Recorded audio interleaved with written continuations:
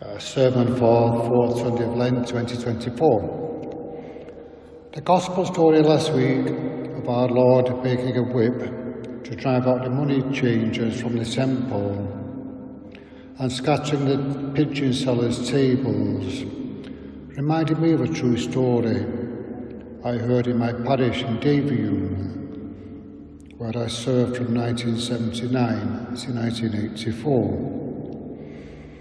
A parishioner told me about a grandfather called Bob, who came down from the northeast after the war to get a job in the industry at Trafford Park and buy a house in Davyhulme, which was close by in Urmston. At the time, there was not a Catholic church in Davyhulme, so Bob and a group of other Catholic men used to walk from Davyhulme to Earlham to attend Sunday morning Mass at St. Teresa's Church every Sunday. They had to cross over the Manchester Ship Canal on a footbridge at Flixton Locks. As they walked as a group every Sunday morning through Earlham village, they attracted the attention of a group of lads who were hanging around the streets on a Sunday morning with nothing else to do.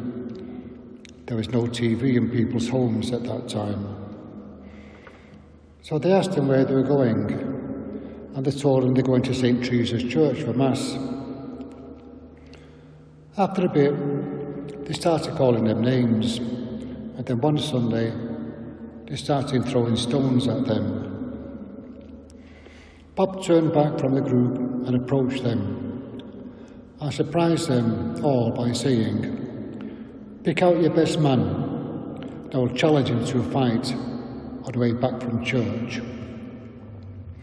Now, Bob was an accomplished boxer.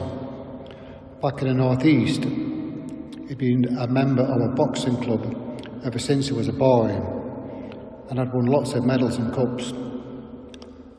They did not know that, although his friends did. He kept himself in shape by running and cycling and sparring in the garden at night time after he had put the kids to bed. So this Sunday, they went on to the church, attended Mass, lit some candles, and as they came back through the village, there was a huge crowd who'd all turned out to watch the fight.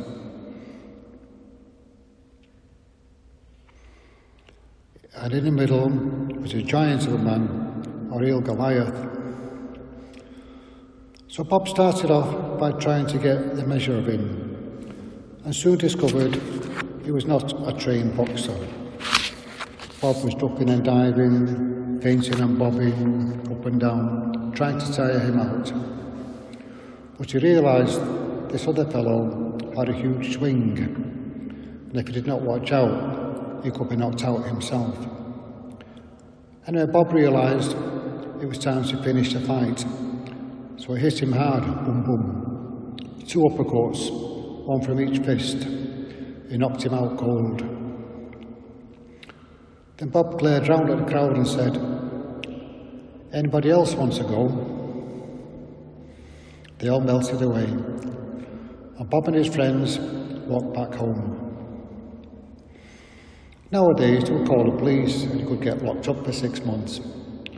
But in those days, that's just how they settled disputes. Bob was told by one of the parishioners that he had to fetch a horse and cart from the nearby farm to take the lad home. The next Sunday, as he walked through the village, there was nobody to be seen. There were a few curtains twitching, but there's nobody on the streets. A true story.